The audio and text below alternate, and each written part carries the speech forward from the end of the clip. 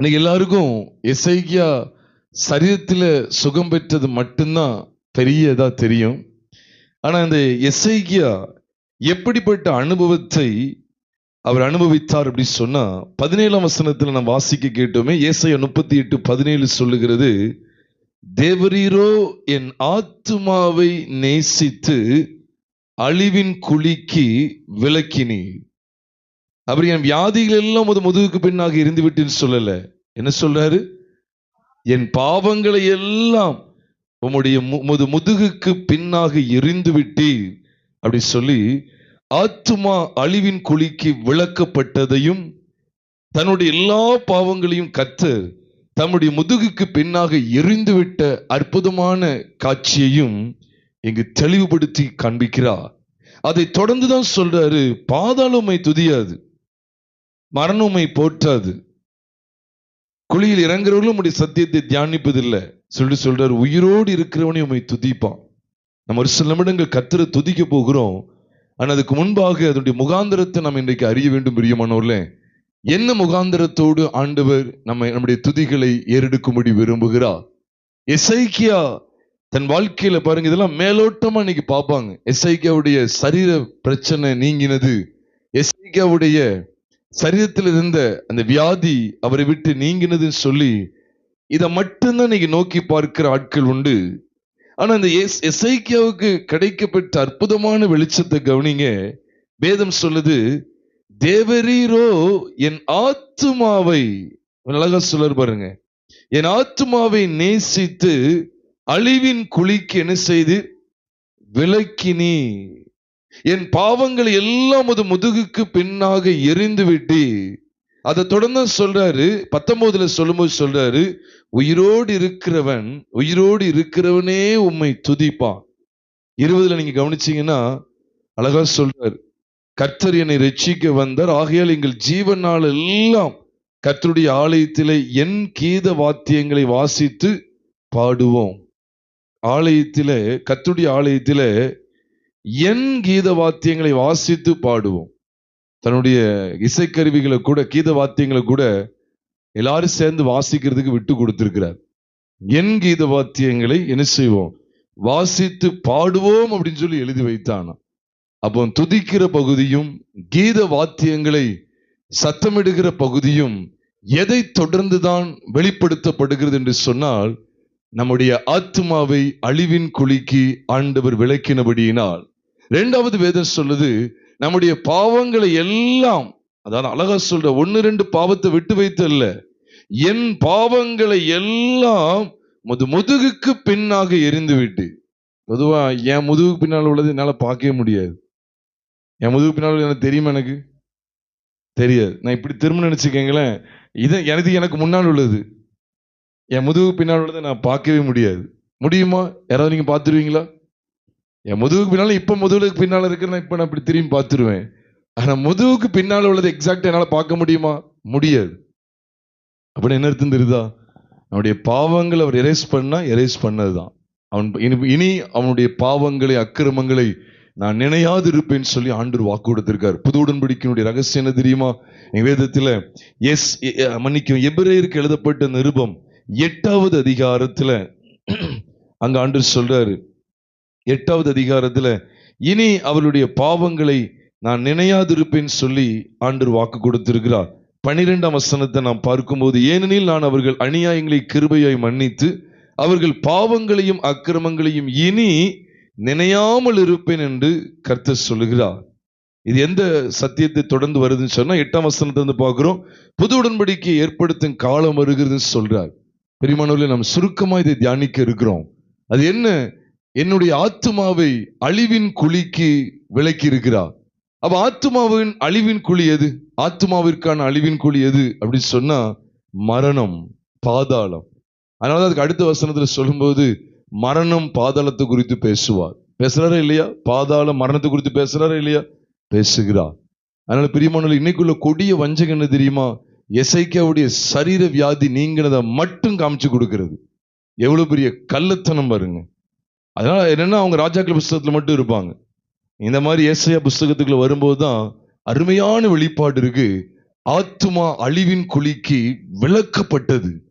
என் பாவங்களை எல்லாம் உமது முதுகுக்கு பின்னாக எரிந்து விட்டேன்னு சொல்லி எவ்வளவு அழகா சொல்றார் பாருங்க. முதுகுக்கு பின்னால உள்ளது உண்மையிலே என்னால பார்க்க முடியாது. நீங்க எங்கனாலும் திரும்பி வந்து பாருங்களேன். இப்படி திரும்பினாலும் சரி, பின்னால் உள்ளது தெரியாது. இங்கிட்டு திரும்பினாலும் பின்னால் உள்ளது தெரியாது. கண்ணாடி வச்சு பார்த்தா கூட முதுகுக்கு பின்னால் உள்ளது சரியா கண்டுபிடிக்க முடியாது. அந்த அளவுக்கு தேவன் நம்மை நேசிக்கிறார் பிரியமானவர். அதனாலதான் ஒரு வார்த்தை வைக்கிறார் பாருங்க, தேவரீரோ என் ஆத்துமாவை நேசித்து. சொல்றாரா இல்லையா? அது வாசிங்க. தேவரீரோ என் ஆத்துமாவை நேசித்து அழிவின் குழிக்கு விலக்கினீர். எதுல தெரியுமா இருக்கு தெரியுமா பிரியமானவர்களே? நம்முடைய ஆத்துமாவை அவர் அழிவின் குழிக்கு விளக்குகிறது எதின் அடிப்படையில் தான் இருக்கு தெரியுமா? நேசம் என்கிற 3 எழுத்துல தான், அன்பு என்கிற 3 எழுத்துல தான். அதுதான் நாம் பார்க்கிறோம். நாம் பாவிகளாய் இருக்கையில் கிறிஸ்து நமக்காக மரித்ததினாலே தேவன் நம்மேல் வைத்த தமது அன்பை விளங்க பண்ணுகிறார் அப்படின்னு பிரசன்ட்ல இருக்கு. விளங்க பண்ணுகிறார் சொல்லி ரோமர் 5வது அதிகாரம் 8ஆம் வசனத்துல வாசிக்கிறோம். அதுல ஒரே ஒரு வார்த்தை தான், அன்பை. அதான் அன்பை விளங்க பண்ணியிருக்கிறார். அப்ப என் ஆத்துமாவை, தேவரீரோ என் ஆத்துமாவை நேசித்து. தேவன் நம்முடைய ஆத்துமாவில எவ்வளவு அக்கறை உள்ளவரா இருக்கிறார் பாருங்க. நீங்கெல்லாம் ஒன் சைடு தான். என்னன்னா பாவம் எசேக்கியா எவ்வளவு பாருங்க. நானும் பிரசங்க கேட்டிருக்கிறேனே, ஆரம்பத்திலே கேட்டிருக்கேன். எசேக்கியா எப்படி வியாதிப்பட்டு இருந்தான் பாத்தீங்களா? ஆண்டவருடைய வியாதி படுக்கையை மாற்றினார் அப்படி சொல்லி இதை மட்டும் பேசுவாங்க. ஆனா அவனுடைய உள்ளான வாழ்க்கையில இருந்த ஆத்துமா, அவனுக்குள்ள இருந்த அந்த ஆத்துமாவை கர்த்தர் நேசிச்சிருக்கிறார். அது அழிவின் குழிக்கு விலக்கி இருக்கிறார். பாவங்களை எல்லாம் அவருடைய முதுகுக்கு பின்னாக எரிந்து விட்டார். இதை தொடர்ந்து அவர் சொல்றார் 19ல, நான் இன்று செய்கிறது போல. பாத்தீங்களா? இன்று செய்கிறது போல உயிரோடு இருக்கிறவன், மீண்டும் அழுத்தம் கொடுக்கிறார், உயிரோடு இருக்கிறவனே உம்மை துதிப்பான், செத்தவங்க துதிக்க மாட்டாங்க. அப்படி என்ன சொல்றாரு தெரியுமா? 18ஆம் வசனத்துல முழுக்க முழுக்க எதை பத்தி பேசுறாருன்னு சொன்னா, உலகத்தார குறித்து பேசுகிறார். பாதாளம், மரணம், குழியில் இறங்குகிறவர்கள் இதெல்லாம் தேவனை அறியாதவர்கள், பாவங்கள் மன்னிக்கப்படாதவர்கள், ஆத்துமா தப்புவிக்கப்படாதவர்கள். பிரியமானவர்களே, நம்முடைய ஆத்துமா தப்புவிக்கப்பட்ட நிச்சயம் உண்டா? என் ஆத்துமாவை அழிவின் குழிக்கு அவர் தப்புவித்திருக்கிறார், விலக்கி இருக்கிறார்ங்கிற நிச்சயம் உண்டா? இல்லாவிட்டால் அவ்வளவுதான், நமக்கு நித்திய நரகம்தான். அதுக்காக பரப்போற நாட்கள் நான் சொல்லல, அதுலயும் நரகம்தான். இப்ப இருக்கிற நாட்கள்லையும் நம் நித்திய ஜீவனை அனுபவிக்க முடியாது. நரக வாழ்க்கை, சமாதானமற்ற வாழ்க்கை. பிரியமானவர்களே, நாம் இந்த நாளில் தேவ சமூகத்துல நாம் ஆண்டவரை நோக்கி நாம் பார்க்க போகிறோம். அதுக்கு முன்பாக இதை உணர்ந்து பாருங்க. கீத வாத்தியங்களை எதனால வாசித்து பாடுவோம் சொல்லி அவர் எழுதி வைக்கிறார் தெரியுமா? கர்த்தர் என்னை ரட்சிக்க வந்தார், ஆகையால் 1 மாசம் 2 மாசம் இல்ல, அல்லது மாசத்துல துதி ஆராதனை அந்த நேரத்துல மட்டும் இல்ல, மாசத்துக்கு 1 நாள் துதி ஆராதனை வைப்பாங்க, அப்ப மட்டும் இல்ல. சொல்றாரு, ஆகையால் எங்கள் ஜீவனால் எல்லாம் கர்த்தருடைய ஆலயத்திலே என் கீத வாத்தியங்களை வாசித்து பாடுவோம்.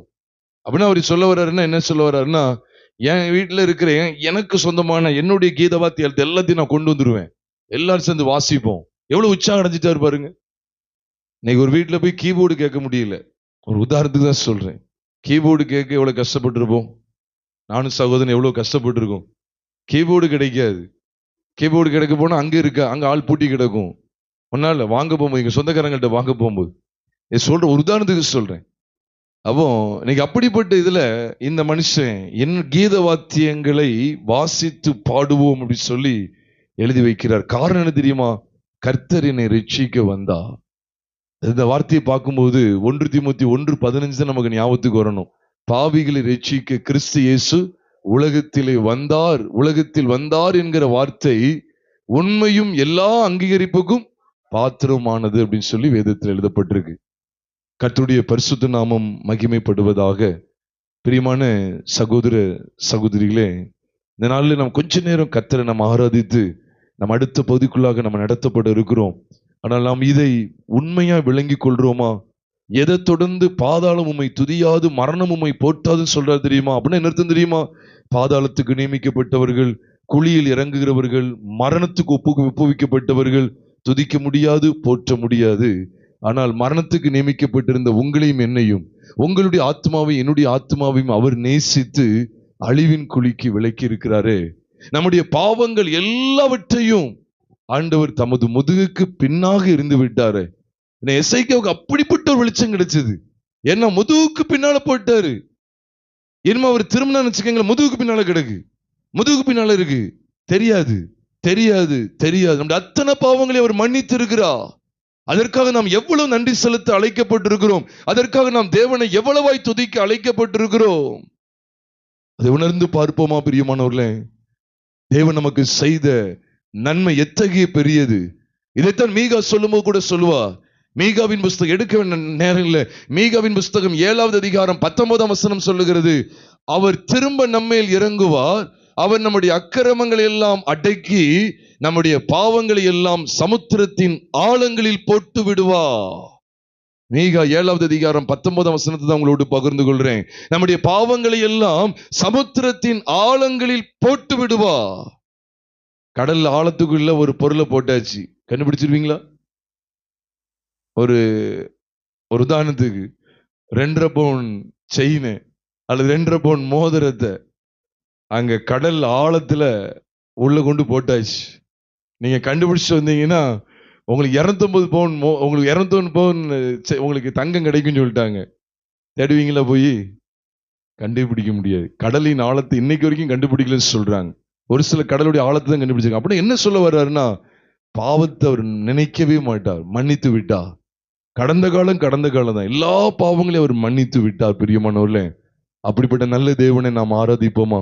இருக்க இடத்துல அப்படி எழுந்து நின்று ஒரு சில நிமிடங்கள் நாம் கர்த்தரை ஆராதித்து நாம் கர்த்தருடைய வார்த்தைகளை கேட்க போகிறோம். இந்த வேத வசனத்தின் அடிப்படையில கர்த்தரினை ரட்சிக்க வந்தார். கர்த்தரினை ரட்சிக்க வந்த முதல்ல சொல்றார், என் பாவங்களை எல்லாமும் அது முதுகுக்கு பின்னாக இருந்து விட்டு என் ஆத்மாவை நேசித்து அழிவின் குழிக்கு விலக்கினீர். அதனாலதான் சொல்றார், உம்மை துதிப்பான் உயிரோடு இருக்கிறவன். நான் இன்னைக்கு செய்யறது போல உயிரோடு இருக்கிறவனை உம்மை துதிப்பான். தகப்பன் பிள்ளைகளுக்கு உமது சத்தியத்தை தெரிவிப்பான். அதை தொடர்ந்து ஒரு வெளிச்சம். எப்போ கீத வாத்தியத்தை எடுக்காங்க தெரியுமா? கர்த்தரினை ரட்சிக்க வந்தார், ஆகையால் எங்கள் ஜீவனால் எல்லாம் கர்த்தருடைய ஆலயத்திலே என் கீத வாத்தியங்களை வாசித்து பாடுவோம். அவர் என்ன ரட்சிக்க வந்தார் சொன்னார். ஆனால் எங்கள் ஜீவன் ஆளலாம் என்று சொல்றதுக்கு காரணம் என்ன தெரியுமா? இதான் சபை கூடி வருதல். என்ன ரட்சிக்க வந்தார் சொன்னார், ஆனால் எங்கள் ஜீவன் ஆளலாம் என்று சொல்லுகிறாரு. நாங்கள் பாடுவோம் சொல்றாரு. அப்ப அதோட அர்த்தத்தை விளங்கிக் கொள்றீங்களா? ரட்சிப்புங்கிறது தனிப்பட்ட முறையிலானது. கீத வாத்தியங்களை வாசிக்கிறதோ அல்லது துதிப்பதோ பாடுவோங்கிறதெல்லாம் நம்ம எல்லாரும் இணைந்து செய்வது. எவ்வளவு நல்லா இருக்கு பார்த்தீங்களா? அதான் சங்கீதக்காரன் சொல்றார், என்னோடு கூட கர்த்தரை என்ன செய்யுங்க? மகிமைப்படுத்துங்கள். ஏன்னா என் ஆத்துமாவுக்கு அவர் செய்ததை சொல்லுவே. என்னோடு கூட சேர்ந்து என்னோடு கூட கர்த்தரை மகிமைப்படுத்துங்கள்.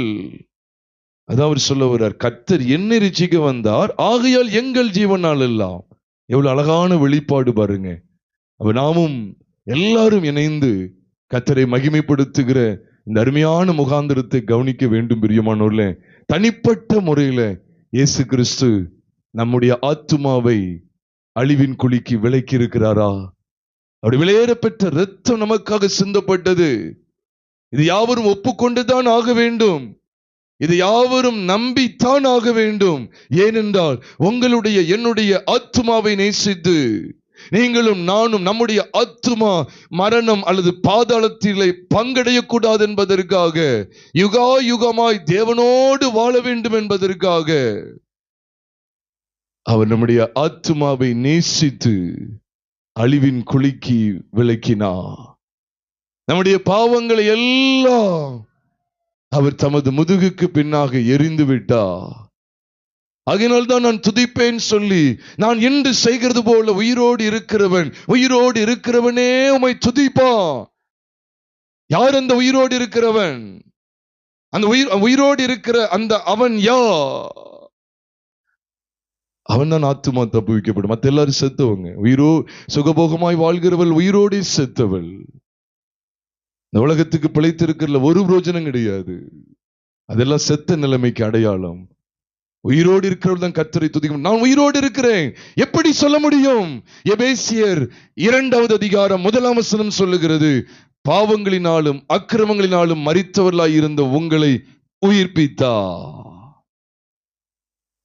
இதுதான் எசேக்கியா கண்டுகொண்ட மேன்மை.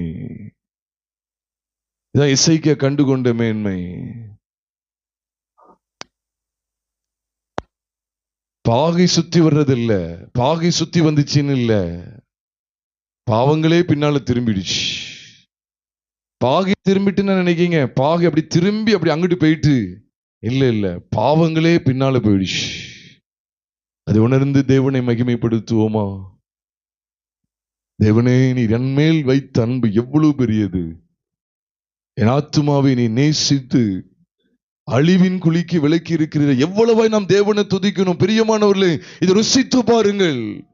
கர்த்தர் நல்லவர் என்பதை ருசித்து பாருங்கள். அவர் மேல் நம்பிக்கை இருக்கிற மனுஷன் பாக்கியவா. தேவன் உங்களுடைய என்னுடைய ஆத்மாவுக்கு செய்த இந்த மேன்மையான உபகாரத்தை நாம் நினைத்து தேவனை மகிமைப்படுத்துவோமா? ஆண்டவரே, நீர் எனக்கு செய்த இந்த உபகாரம் எவ்வளவு பெரியது. ஐயோ, நான் எத்தனை தடவை இந்த எசேக்கியா ராஜாவை பார்த்து பார்த்து பார்த்து சரீர பலவீனம் மாறுறதுக்கான ஜோமனி இருக்கிறேன். சரீரத்தில் விடுதலை தருவதற்காக எசேக்கியாவுக்கு உதவி செய்தவர் எனக்கு உதவி செய்ய மாட்டீரான்னு சொல்லி ஏங்கி இருக்கிறேனே. ஆனால் இன்றைக்கு நான் பார்க்கும்போது எசேக்கியாவின் ஆத்மாவை நீர் நேசித்து அழிவின் குழிக்கு விலக்கி எசேக்கியாவுடைய பாவங்களை எல்லாம் முதுகுக்கு பின்னாக இருந்து விட்டீரே. ஆகையினால் தானே கீத வாத்தியங்கள், ஆகையினால் தானே பாடல் பாடுவோம், துதிப்பேன். கீத வாத்தியங்களை வைத்து பாடுவோம்.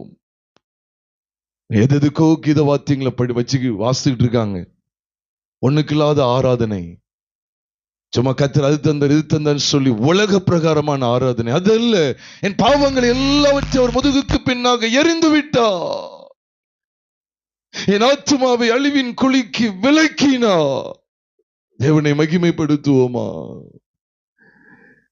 உம் இரத்தத்தால் என்னை மீட்டு கொண்டீ, நன்றி ஏசையா. உம் இரத்தத்தால் என்னை மீட்டு கொண்டீ, நன்றி ஏசையா. உந்தன் அன்பாலே எந்தன் உள்ளங்கவர்ந்து, இனி நான் அல்ல எல்லாம் நீரே. எந்தன் அன்பாலே எந்தன் உள்ளங்கவர்ந்து, இனி நான் அல்ல எல்லாம் நீரே. என் நேசர் நீதானையா, நேசிக்கின்றேன் உம்மை தானையா. என் நேசர் நீதானையா, நேசிக்கின்றேன் உம்மை தானையா. நன்றி ஆண்டவரே, நாங்கள் உம்மை துதிக்கிறோம்ப்பா. எங்கள் ஆத்மாவுக்கு செய்ததை நினைத்து நாங்கள் உமக்கு நன்றி செலுத்துகிறோம். பரிசுத்தமுள்ள பரலோக தேவனே, உம்மை துதிக்கிறோம் துதிக்கிறோம் துதிக்கிறோம். ஆண்டவரே, ஆண்டவரே, நாங்கள் உமக்கு நன்றி செலுத்துகிறோம் அப்பா. ஆண்டவரே, நாங்கள் உம்முடைய உன்னதமான நாமத்தை உயர்த்துகிறோம். ஸ்தோத்திரம் ஆண்டவரே, ஸ்தோத்திரம் ஆண்டவரே, ஸ்தோத்திரிக்கிறோம் ஆண்டவரே. உயிரோடு இருக்கிறவர்கள் கர்த்தரை துதிங்க, உயிரோடு இருக்கிறவங்க கர்த்தரை துதிங்க. உயிரோடு யாரையும் கிண்டல சொல்லல. உயிரோடு இருக்கிறவர் என் ஆத்மாவை விடுவித்தா. அக்கிரமங்களினாலும் பாவங்களினாலும் மரித்தவனாயிருந்த என்னை உயிர்ப்பித்தா, என்னை உயிர்ப்பித்தா. மரித்து போய் கிடந்தேன், பாவத்துல செத்து போய் கிடந்தோம், உயிர்ப்பித்தார். அதனாலதான் எசேக்கியா சொன்னது போல, உயிரோடு இருக்கிறவன், உயிரோடு இருக்கிறவனே உம்மை துதிப்பா. உயிரோடு இருக்கிறவனே உம்மை துதிப்பான். ஏன் இவ்வளவு அழுத்தம்? ஆம் ஆண்டவரே, எங்களை ஆண்டவர் உயிரோடு இருக்க பிழைக்க பண்ணினீர் ஆண்டவரே, எங்களை பிழைக்க பண்ணினீர். எசேக்கியாவுடைய வியாதி சுகமானது ஒரு பகுதி, அவனுடைய ஆத்மா சுகமாய் இருக்கு, சொஸ்தமாய் இருக்கிறது, அழிவின் குழிக்கு விளக்கப்பட்டது. அந்த மேன்மையை நினைத்து நாங்களுமே ஸ்தோத்திரிக்கிறோம். அவரு சொல்றாரு, நான் இப்படி செய்கிறது போல, நான் இன்று செய்கிறது போல உயிரோடு இருக்கிறவனே உம்மை துதிப்பான் என்று சொல்லி தான் துதிக்கிற முகாந்தரத்தை யாவரும் பின்பற்றுவார்கள் அப்படிங்கிறத அங்க வெளிப்படுத்தி பேசுகிறாரு. நாங்கள் உம்மை ஸ்தோத்திரிக்கிறோம், ஸ்தோத்திரிக்கிறோம், ஸ்தோத்திரிக்கிறோம், ஸ்தோத்திரிக்கிறோம் ஆண்டவரே. அப்பா, நீர் எங்கள் ஆத்மாவுக்கு செய்தது எவ்வளவு மகத்துவமானது ஆண்டவரே. உமக்கு ஸ்தோத்திரம், ஸ்தோத்திரம், ஸ்தோத்திரம், ஸ்தோத்திரம், ஸ்தோத்திரம் ஆண்டவரே. தகப்பனே, நாங்கள் ஒருவரும் ஆண்டவர் நீங்க திரும்பியே பார்க்காதபடிக்கு முதுகுக்கு பின்னால், முதுகுக்கு பின்னால் நீங்க எரிஞ்சிட்டீங்க ஆண்டவரே. ஆண்டவரே, எவ்வளவு பெரிய ஸ்லாக்கியத்தை நாங்கள் பெற்றிருக்கிறோம் ஆண்டவரே. ஆண்டவரே, நீங்க ஆண்டவரே உமக்கு முன்பாக வைத்தல்ல ஆண்டவரே, உமக்கு முன்பாக நாங்கள் பாவம் செய்து வந்தோம். தேவரீரோ எங்கள் மேல் இரக்கம் வைத்து எங்கள் ஆத்மாவை நேசித்து எங்கள் ஆத்மாவை அழிவின் குழிக்கு விளக்கினதோடு மட்டுமல்ல, எங்களுடைய அனைத்து பாவங்களையும் நம்முடைய முதுகுக்கு பின்னாக எரிந்து விட்டீரே ஆண்டவரே. அந்த வேதம் சொல்லுது, முதுகுக்கு பின்னாக எரிந்து விட்டீர் என்று எழுதி இருக்குதப்பா. தூக்கி போடலப்பா, முதுகுக்கு பின்னால எரிஞ்சிட்டீங்க ஆண்டவரே. அது எங்க போய் விழுதோ தெரியாது, எரிஞ்சிட்டீங்களா ஆண்டவரே. அதுக்காக நாங்கள் உம்மை ஸ்தோத்திரிக்கிறோம் ஆண்டவரே. ஒரு பந்தை எரியிறது போல எங்க பாவங்கள் அனைத்தையும் உடைய முதுகுக்கு பின்னாக எரிந்து விட்டீரே. அந்த மேன்மையான உபகாரத்துக்காக நாங்கள் உம்மை ஸ்தோத்திரிக்கிறோம். ஸ்தோத்திரம், ஸ்தோத்திரம், ஸ்தோத்திரம், ஸ்தோத்திரம். மீதியான வேளையில் எங்களோடு கூட கர்த்தர் இடைப்படுங்கப்பா. வாஞ்சியோடு வந்திருக்கிற ஒவ்வொருவரோடும் நீ தொடர்ந்து இடைப்படுங்க. இந்த ஆராதனை வேளை எங்களுக்கு ஆசீர்வதித்து தந்ததற்காக ஸ்தோத்திரம். துதி, கன, மகிமை எல்லாம் ஒருவருக்கு செலுத்தி எங்கள் கர்த்தராகிய இயேசு கிறிஸ்துவின் நாமத்தில் ஜெபிக்கிறோம் நல்ல பிதாவே. ஆமென்.